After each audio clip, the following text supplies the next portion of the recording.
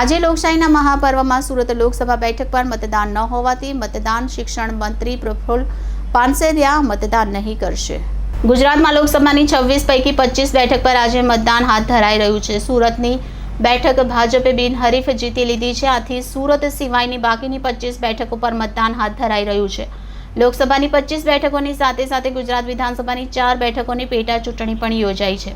આજે લોકશાહીના મહાપર્વમાં સુરત લોકસભા બેઠક પર મતદાન ન હોવાથી શિક્ષણ મંત્રી પ્રફુલ્લ પાનસેરિયા મતદાન નહીં કરશે। લોકશાહી મહાપર્વ પર શિક્ષણ મંત્રી સરથાણા વિસ્તારમાં રાઉન્ડ પર નીકળ્યા હતા। મતદાન બૂથ પર લોકોને અગવડતા ન પડે તે માટે સૂચન કર્યું હતું। વૃદ્ધ મહિલાને પોતાની કારમાં ઘરે છોડવા ગયા હતા અને લોકોને વધુમાં વધુ મતદાન કરવા અપીલ કરી હતી।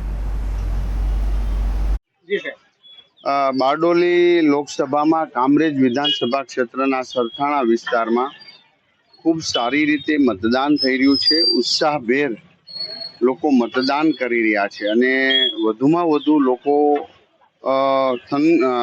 યુવા વર્ગ જે પહેલીવાર મતદાન કરવા જઈ રહ્યા છે એ લોકોમાં તો કાફી સારો ઉત્સાહ છે અને આ ઉત્સાહ આવનારા સમયમાં શું કહેવાય દેશમાં ત્રીજી વાર નરેન્દ્રભાઈ મોદી સાહેબને વડાપ્રધાન બનાવવા જઈ રહ્યા છે।